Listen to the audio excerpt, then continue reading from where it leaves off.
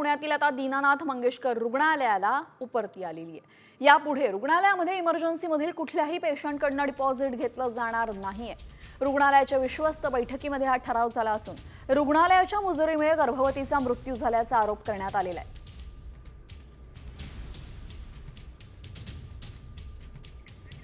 दरम्यान संचालकांनी त्यांच्या पत्रात नक्की काय म्हटलेलं आहे पाहूयात।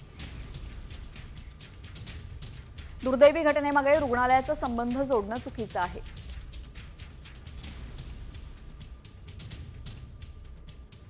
नातेवाईकांना असेल ती रक्कम भरा असं आम्ही सांगितलं होतं। कुणालाही न कळवता नातेवाईक रुग्णालयामधून निघून गेले। रुग्णालयाच्या फलकाला काळं फासणं हे मनाला वेदना देणार आहे। तर यापुढे कुठल्याही रुग्णाकडून अनामत रक्कम घेतली जाणार नाही।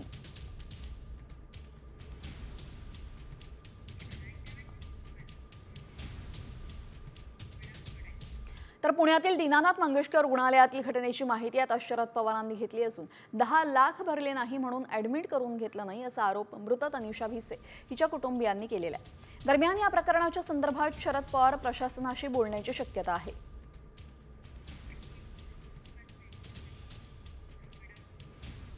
आणि आता दीनानाथ रुग्णालयासंदर्भातली एक मोठी आणि धक्कादायक बातमी समोर येते, कारण की मंगेशकर रुग्णालयानं पुणे महापालिकेचा तब्बल 27 कोटी 38 लाख रुपयांचा प्रॉपर्टी टॅक्स थकवलेला आहे। मंगेशकर रुग्णालयाच्या थकीत प्रॉपर्टी टॅक्स बिल साम टीव्हीच्या हाती आहे। मंगेशकर रुग्णालयानं 2019 पासून हा टॅक्स थकवला असून महापालिकेचा प्रॉपर्टी टॅक्स अजूनही जमा झालेला नाहीये। पुणे महापालिका 2019 पासून मंगेशकर रुग्णालयाकडे थकीत प्रॉपर्टी टॅक्ससाठी पाठपुरावा करत असून पैसे भरल्याशिवाय रुग्णालय ऍडमिट न करून घेणाऱ्या मंगेशकर रुग्णालय मात्र दुसरीकडे महापालिकेचा कोट्यावधीचा टॅक्स थकवत आहे।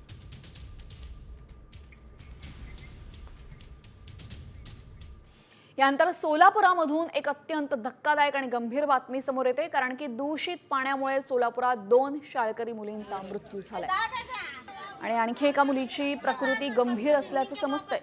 दूषित पाण्यामुळे मुलींचा मृत्यू झाल्याचा नातेवाईकांनी आणि स्थानिकांनी आरोप केलाय। तर मोदी परिसरामध्ये बाबू जगजीवन राम झोपडपट्टीमधील धक्कादायक घटना आहे। भाग्यश्री मेत्रे आणि जिया मेत्रे अशा 2 16 वर्षांच्या मुलीचा मृत्यू झाला असून जयश्री मेत्रे या 18 वर्षाच्या मुलीची प्रकृती अत्यंत गंभीर आहे।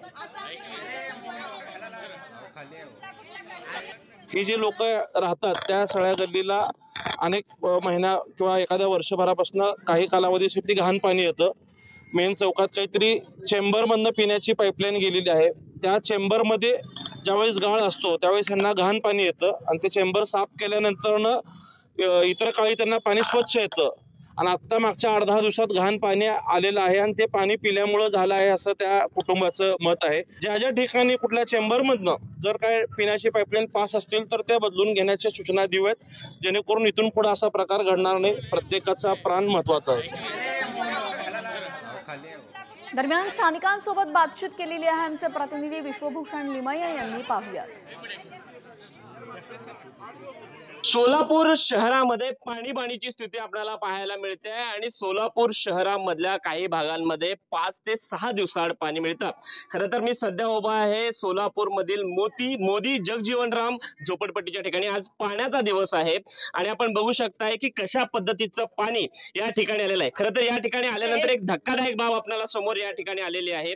या जगजीवनराम झोपडपट्टीमधील 2 तरुणींचा मृत्यू जो आहे तो या दूषित पाण्यामुळे झालाय अशा पद्धतीचा आरोप जो आहे तो इकडच्या स्थानिक नागरिकांनी केलेला आहे। पहिल्यांदा काहीच झालं नव्हतं, त्याला 2दा उलटी जुलाब झालतं।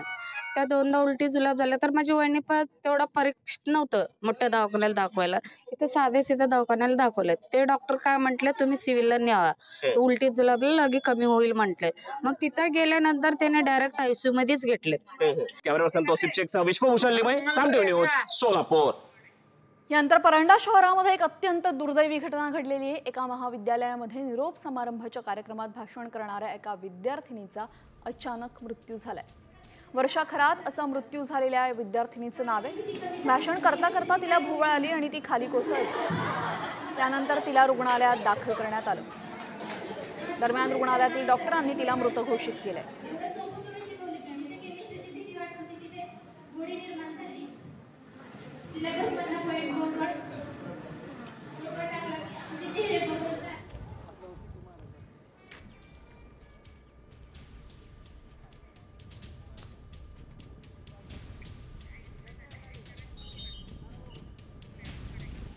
यानंतर बातमी पुण्यातून. पुण्यामधील हडपसर परिसरामध्ये अपघात झाला. यामध्ये ट्रॅक्टरनं 2 मुलींना चिरडले. जखमी मुलींवर उपचार सुरू आहेत. ब्रेक फेल झाल्यानंतर ट्रॅक्टर कारवर धडकला आणि यावेळेस बाजूने जाणाऱ्या मुलींना उभा असलेल्या कारची उलट धडक बसल्याने मुली जखमी झाल्यात.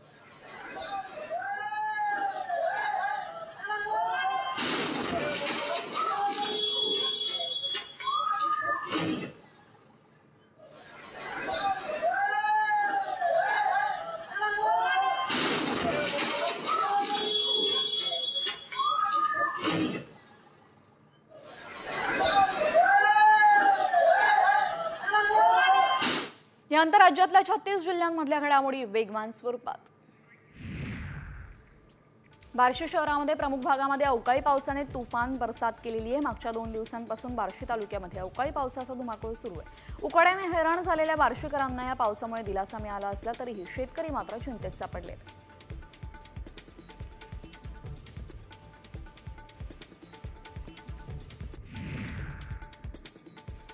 मराठवाड्यामध्ये गारपीट आणि अवकाळी पावसामुळे 53 गावांमध्ये 871 हेक्टरवरील पिकाचं नुकसान झालेले. छत्रपती संभाजीनगर, परभणी, बीड आणि लातूर या 4 जिल्ह्यांना अवकाळीचा मोठा फटका बसलाय. विभागीय आयुक्तांनी नुकसानीच्या पंचनाम्याचे आदेश सर्व जिल्ह्यांना दिले. बीडमध्ये एकाचा वीज पडून मृत्यू झाला तर 15 जनावरही दगावली आहेत.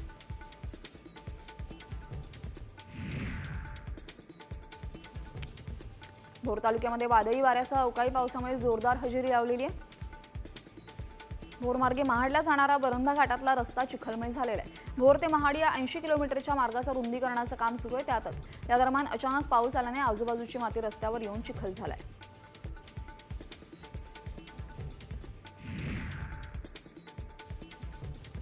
राज्याच्या अनेक भागात अवकाळीचा धुमाकूळ सुरू आहे. शहापूरमध्ये सोसाट्याच्या वाऱ्यासह तुफान पाऊस झाला. यावेळेस आलेल्या पावसामुळे शेतकऱ्यांना मोठा फटका बसलाय.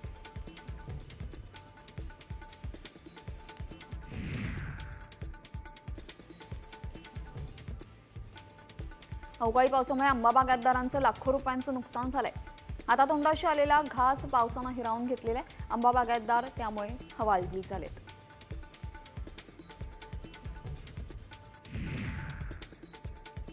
अवकाळी पावसामुळे 17 जिल्ह्यांमधील 13,000 हेक्टरहून अधिक शेतपिकाचं नुकसान झालेलं आहे. काढणीला आलेल्या गहू हरभरा पिकाला मोठा फटका बसला असून भाजीपाला तसंच फळपिकांचंही अवकाळीमुळे नुकसान झालेलं आहे. नुकसानग्रस्त पिकांचे पंचनामे सुरू करण्यात आले असून त्यांचा अंतिम अहवाल लवकरच सादर केला जाणार आहे.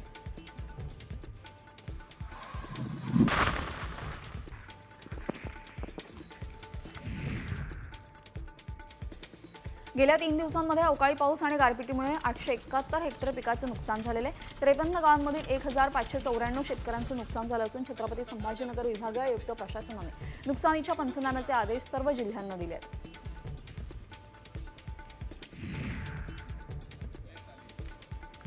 डझनला 1000 रुपयावर गेलेला आंब्याचा दर आता शेकड्याला आलेला आहे. आंब्याची आवक मोठ्या प्रमाणात झाल्याने आंब्याचा दर उतरू लागलेले. साधारणपणे दरामध्ये 40 ते 50% घट झालेली. 15 एप्रिल नंतर दरामध्ये आणखीन घट होण्याची शक्यता आहे.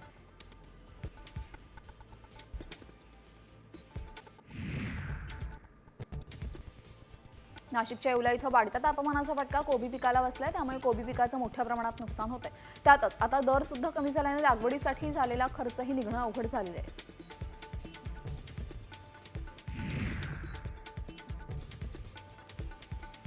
जळगावमध्ये अवकाळी पावसाचा 3 तालुक्यामध्ये 60 गावांना फटका बसलेला आहे. अंमळनेर, पारोळा आणि चोपडा तालुक्यामध्ये पिकांसह फळझाडांचंही मोठ्या प्रमाणात नुकसान झालेलं आहे. दरम्यान प्रशासनाने पंचनाम्यांना सुरुवात केलेली आहे.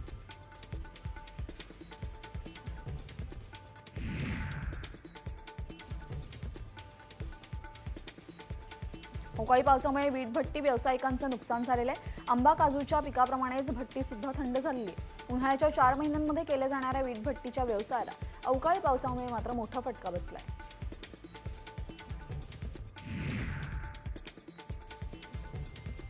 पेणमध्ये अवकाळी पावसाचा फटका गणेश मूर्तिकारांना बसलाय. गणपतीचं गाव म्हणून ओळख असलेल्या पेणमध्ये घरोघरी गणपती कारखान्यात अचानक आलेल्या पावसानं मोठ्या प्रमाणात गणपती मूर्त्या भिजल्या असून मेणकापट टाकून कारखानदारांनी नुकसान वाचवण्याचा प्रयत्न केलेला आहे.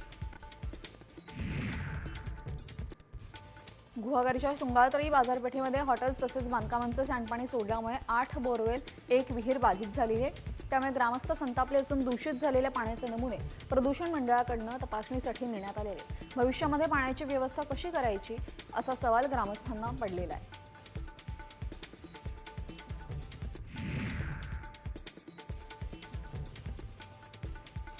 अहिल्यानगरमधील संगमनेर तालुक्यामध्ये पाण्याची टंचाई जाणवू लागलेली. बहुतांश ग्रामपंचायतींनी पाण्याच्या टँकरची मागणी सुरू केलेली आहे. एप्रिल महिना सुरू झाला असून विदर्भामध्ये पाणी टंचाई निर्माण होण्यास सुरुवात झालेली आहे. बुलढाण्याच्या सिंदखेड राजामध्ये पाण्यासाठी महिलांनी ग्रामपंचायत कार्यालयावर धडक दिली. या महिलांनी आक्रमक होत हंडा मोर्चा काढलेला आहे. पाणी टंचाई सगळ्यांना पाणी टंचाई भासतीये. सिंधुदुर्गमधून पुण्याकडे जाणारी विमानसेवा गेले 2 महिने बंद होती. ही विमानसेवा आता एप्रिलपासून पूर्ववत सुरू करण्यात आलेली आणि आता 18 एप्रिलपासून अलायन्स एअरची मुंबई सिंधुदुर्ग ही विमानसेवाही सुरू होती. पुण्यामध्ये टिळक रस्त्यावर बंद पडलेल्या शिवशाहीला पोलिसांनी मदतीचा हात दिलाय. 9 वाहतूक पोलिसांनी या शिवशाहीला ढकललं असून वाहतूक कोंडी सोडवण्याचा प्रयत्न केला. ही शिवशाही टिळक रोडवरून स्वारगेटच्या बाजूने चालली होती. सध्या सोशल मीडियावर याचा व्हिडिओ व्हायरल होतोय.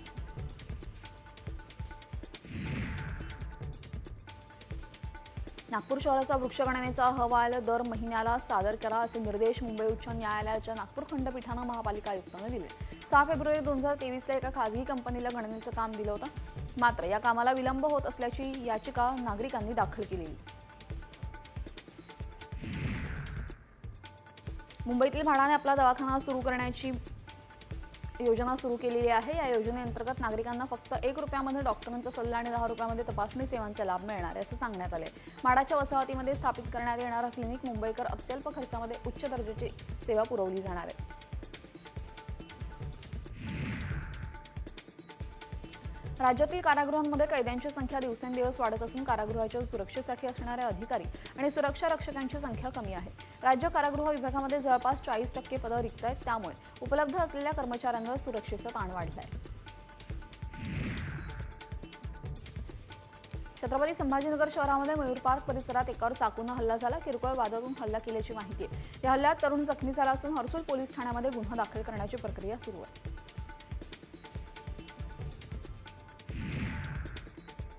घरात चोरी झाल्याचं कळताच घरमालकाला हृदयविकाराचा झटका आला. ही घटना अकोल्यातील मूर्तिजापूर तालुक्यामध्ये घडलेली. या जागेवर दुर्दैवी मृत्यू होत असताना 5 लाख रुपयांचा मुद्देमाल चोरीला गेलेला आहे.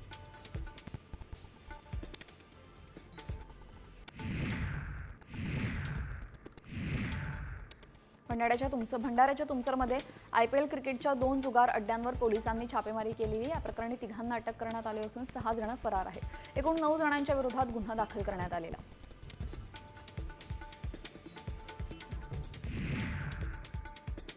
नांदगाव पेठमध्ये 40 किलो गांजा जप्त करण्यात आलेला आहे. या प्रकरणी 5 तस्करांना अटक झाली असून ही कारवाई अमरावतीच्या नांदगाव पेठ पोलीस ठाण्यात करण्यात आली.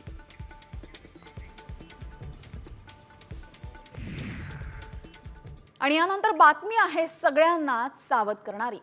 आईच्या दुधातून बाळाच्या पोटात प्लास्टिक जातंय. होय, असा दावा करण्यात आलेला आहे. हा दावा गंभीर आहे आणि त्याचमुळे बाळांना धोका निर्माण होत असल्याचा दावा केल्याने आम्ही या दाव्याची पडताळणी केली आणि यावेळेस नक्की काय सत्य समोर आले पाहूयात. ब्रेस्ट मिल्कमध्ये मायक्रोप्लास्टिक सापडत आहेत. पॉलिमर्सच्या एका स्टडीनुसार 34 ब्रेस्ट मिल्क सॅम्पल्सपैकी 26 ब्रेस्ट मिल्क सॅम्पलमध्ये मायक्रोप्लास्टिक सापडलेत. या मायक्रोप्लास्टिकची साईज 2 ते 12 मायक्रोमीटर इतकी लहान आहे. म्हणजे रोजच्या वापरातल्या प्लास्टिकच्या गोष्टी ह्या आपल्या पोटात जाऊन आपल्या इंटेस्टाईनमधून, रक्तवाहिन्यांमधून ब्रेस्ट मिल्कमध्ये मायक्रोप्लास्टिक दिसतील, ही साईज इतकी लहान आहे. हा दावा धक्कादायक आहे. आईच्या दुधातून बाळाच्या पोटात मायक्रोप्लास्टिक जात असल्याचा दावा करण्यात आलाय. खरंच आईच्या दुधातून बाळाच्या पोटात प्लास्टिक जाणं शक्य आहे का? दुधातून प्लास्टिक पोटात गेल्यास बाळावर काय परिणाम होतात? आईच्या दुधात प्लास्टिक. दुधातील प्लास्टिकचा बाळाला धोका. व्हायरल व्हिडिओ मागचं सत्य काय?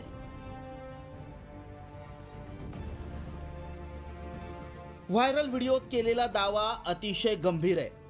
कारण चिमुकल्या बाळाच्या आरोग्याचा हा प्रश्न आहे. मात्र खरंच आईच्या दुधातून बाळाच्या पोटात मायक्रोप्लास्टिक जाणं शक्य आहे का? प्लास्टिक हे हानिकारकच आहे, पण बाळाच्या पोटात ते गेल्यास काय परिणाम होऊ शकतात याची माहिती सांगणं अत्यंत गरजेचं आहे. कारण लहान मुलांना प्रत्येक आई ही दूध पाजते. इतकंच नाही तर प्लास्टिकच्या बाटलीतूनही बाळांना दूध दिलं जातं. त्यामुळे आमच्या टीमनं याची सत्यता जाणून घेण्यासाठी तज्ज्ञांचा सल्ला घेतला. त्यांना व्हायरल व्हिडिओ दाखवला आणि यामागचं सत्य जाणून घेतलं. आईच्या दुधातनं मायक्रोप्लास्टिक बाळाला जातं आणि ते बाळाच्या शीमध्ये सापडलेलं आहे. तसंच जी मुलं बॉटल फिडिंग करतात त्यांच्यामध्ये मोठ्या माणसांपेक्षा 10 पट मायक्रोप्लास्टिक सापडलेलं आहे. तर मायक्रोप्लास्टिक एक खरंच खूप हार्मफुल आहे. त्याच्याविषयी स्टडीज चालू आहेत की मायक्रोप्लास्टिक कशाला अफेक्ट करतं. तर मायक्रोप्लास्टिक आपल्या हार्मोन्सला प्रॉब्लेम करू शकतं, मायक्रोप्लास्टिक ॲलर्जीज क्रिएट करू शकतं, मायक्रोप्लास्टिक टेस्टिसमध्ये देखील जाते आणि रिप्रोडक्शनला प्रॉब्लेम क्रिएट करू शकतं. तर याच्याविषयी रिसर्च चालू आहे. त्यामुळं आमच्या पडताळणीत काय सत्य समोर आलं पाहूयात. आईचं दूध हे बाळासाठी आरोग्यदायी आहे. आईच्या दुधातून बालकांमध्ये मायक्रोप्लास्टिक जातं ही वस्तुस्थिती आहे. मायक्रोप्लास्टिक म्हणजे 5 मायक्रॉनपेक्षा कमी आकाराचं प्लास्टिक. प्लास्टिक वस्तूंचा वापर करणाऱ्या आईच्या दुधात मायक्रोप्लास्टिक आढळलं.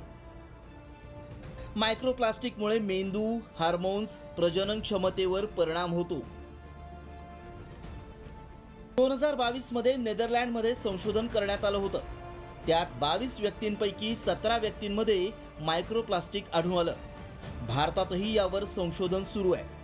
मात्र प्लास्टिकचा वापर जास्त प्रमाणात केल्यास आईच्या दुधातून बाळाच्या पोटात मायक्रोप्लास्टिक जात असल्याचा दावा सत्य ठरलाय. तरी देखील बाळासाठी आईचं दूधच आरोग्यदायी असतं.